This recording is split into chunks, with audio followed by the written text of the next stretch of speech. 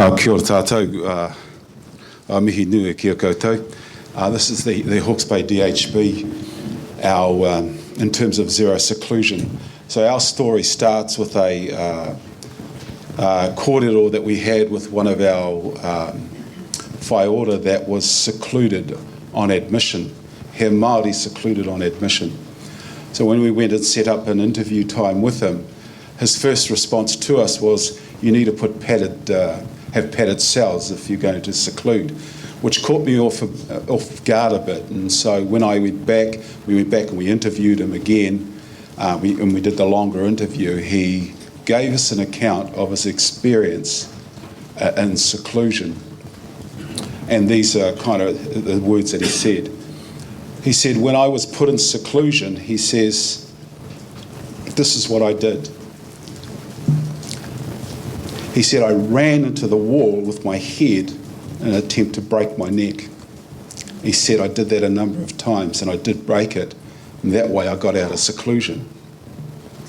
And I had a look back through the records and there was an inquiry done about that.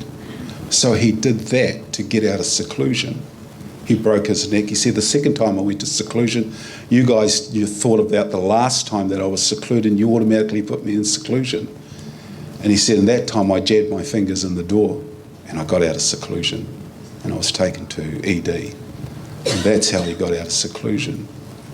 So on that account, for us as a group, we kind of thought, well, we've got a responsibility here in terms of looking at how Māori are treated a little differently than non-Māori. So our aim was to reduce by 50% Māori adults who are secluded on admission. So of the total that was secluded, 140 were secluded in the year on 2017 to 2018. Of that 140, I think, where are we? I think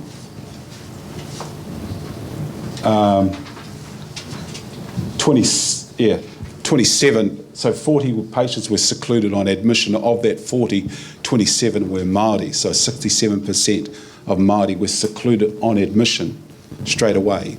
And so we wanted to have a look at what was the causation of this and why did they get brought in and in what condition were they brought in, because if we didn't know why they were brought in and in what condition they were brought in, then we couldn't address that causation. So the recommendation was to find ways that we could address those things, and I'm going to go through these. So this is the time of seclusion, but this one I want to go to here is what our current state of affairs was in the Hawke's Bay DHB. And as you see, there's two distinct lines. One, the top one is for Māori that is secluded. If you have a look, that our DHB secluded more Māori across all the DHBs. If you look at the DHB one, where in the, is it yellow? Yeah. Yellow one. Yeah, there was a disparity in terms of, if you looked at the rest of the DHBs, total seclusions were up there. We were secluding too many. Yeah. So this is the DHB. All DHBs in Hawke's Bay, we were above the line, way above. This is. Oh, sorry, let's go back. So with this, as you see, we're starting to track, we get a downward trend in terms of Māori that are secluded, in terms of the whole DHB overall, but Māori that are secluded. But we looked at that and we thought, why is that? Why is it that we're secluding less Māori? So what we found is we went to the hours. Now remembering our goal is to reduce seclusion on admission for Māori, so we had to look at the total hours of all Māori that were secluded. What we discovered is out of the 62 that were secluded over 2018, 40 of those were Māori, 22 were non-Māori. But if you have a look at terms of the hours per person, non-Māori actually served more time in seclusion than did Māori by at least 20 hours. So we wanted to say, well, why is it that Māori are spending less hours in seclusion, but we're putting more Māori, double the amount of Māori are ending up in seclusion? So these are the numbers in terms of the numbers that went into seclusion on those particular dates. So although more Māori were going into seclusion, overall they were spending less hours. So if you're Māori, you come in with aggression, threatening behaviour and agitation, plus you have a hallucination, there's a high chance that you will be secluded. There's a high chance that you'll be secluded. So the question is, where in the cycle that happens is, where's that aggression starting? And you made mention in terms of ED. Now, our question about that is, when you're acutely unwell and you're asked to wait in ED for 3-4 hours, how does that exacerbate the condition that you're in and you haven't been seen? So we looked at all of those that were secluded on admission. This is what came of that in terms of our Pareto chart. So we found that police presence was quite high. I think there was 19 out of that. Those numbers were brought in by police handcuffed. And so I'd like to introduce you to our police liaison person here, Nikki, on our team.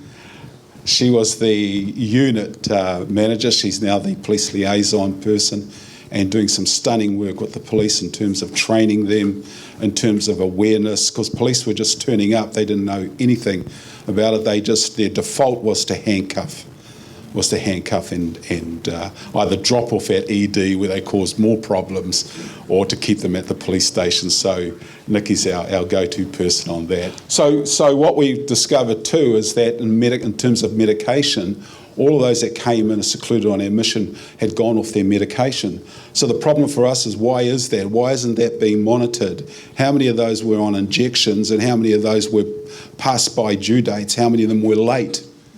And so our kōrero was around, what's the system in place where it alerts you as the key worker and also the manager to act upon that lateness. So this is so we went to the voice of our people. So this is them early in the community. Why? This is what they told us. We're not being listened to. And this is the same as what you had in seclusion. They felt like prisoners. Sad, scared. So we don't see, it's not until you talk to them that you kind of understand that this is what our people go through. So the ward environment, so we wanted to ask them what was happening on the ward for them. And they said that no one was talking to them. They just wanted to talk. What was different, what was for them happening for them is different than everybody else. So they wanted to be able to speak to somebody. So I'm going to go straight. This is our process mapping. We wanted to understand where in the process was the agitation and the aggravation happening. Was it happening at ED? Was it our EMS team, our emergency team, ramping up the escalation of this to get police to attend because they didn't want to attend? So we wanted to really understand and know, why is that happening and where is that happening, so it can be triaged at the right place and right time. So this is the Ishikawa. So what in terms of the environment, in terms of the processing, we wanted to look at the environments. We looked at the police station. We looked at ED. So this is our driver diagram, and it's gone through a few changes. But one of the significant things on there that we wanted to do was the engaging effectively with Māori. So we looked at statistically the numbers that had gone through this and done engaging effectively with Māori. And we discovered only 46% of the total staff involved in mental health within the DHB had undergone it in the last 3 years. So we went to the directorates and we said, this is a concern for us. We want this to happen. And so there's been a couple of meetings, and I think hopefully we can get this. There's been a couple of dates I think they're arguing on in terms that happen this month. So we will start with the unit first, and then out to community mental health, and then to CAFs. We'll do engaging effectively with Māori in terms of looking at Māori through the lens of Māori, and not put your own paradigm or lens upon Māori when they come in, so that there is that, we kind of biased judgment in terms of for Māori when they come. We want there to be a clear sight that when Māori come in, this is how we'll mihi to them when they come in. in a different lens. So that's engaging effectively with Māori. Thankfully, we've got our police person in place, which was one of the ones we wanted to look at and do. She's doing a stellar job there. The other one, the whānau told us, they said, we don't know when our whānau are escalating, so how do we know? How do we know the early warning signs and what information is out there for us? So from here, so these are our outcome measures. Balancing measures, obviously, is the assaults, the use of sedation on the wards, and balancing that out with if our seclusion rates go down but our assaults continue to go up, we haven't really achieved anything. We've achieved actually zero. But so this is the whānau information booklet we've started to produce. It's been through the consumer hands, it's been through our kaumātua hands, our queer hands. We've kind of looked at it and thought, I think you need to change some things, especially with the fella that's fishing there, fly fishing, how many Māori fly fish. We thought, probably not many. so we're going to change that, put someone with a hinaki there holding some eels or something. So this has gone through the hands. So I think it still needs to go through another process of that. We're looking at launching this in July, to make it happen in July. I think it's a reality for us. And then in it, because the whānau said, well, where do we put their triggers, and where do we put the early warning signs? So we've had to go back and insert in there where at a CPM meeting they can actually write in there and ask questions and put down the early warning signs and the triggers in there, although that's being assessed on the ward. So that whānau are aware and can call early before it escalates. And this is that engaging effectively with Māori. Last 3 minutes, Robbie. And this is the data aggravation and threatening thing we're wanting to collect at the moment. So with Nikki being with the police, the training that they've had in terms of how to engage, we've still got a little bit of a way to go.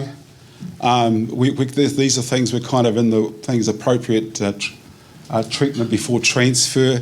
What treatment is happening at the police station before they come to us, because our nurses are getting, they're getting a bit mātaku, but afraid when the whānau turn up and they're still aggravated in an agitated state. I think our SMOs, our doctors who see them in ED, they don't know about what to give them in terms of the right medication to give them at the right time. So that's some things we want to look at.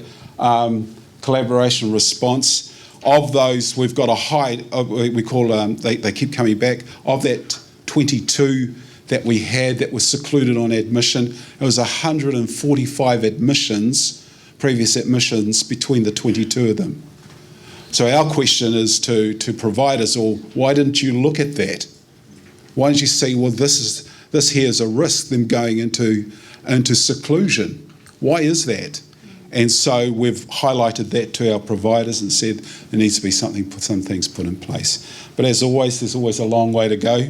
And this is our Whakatauaki. We kind of came up with this. Ngā ngā mea iti iti, mā ngā mea kuare, he whakapūtaina, mai ai ngā mea nunui, which means by small and simple things are great things brought about. So it's the small kind of forward movement things. So kia ora tātou.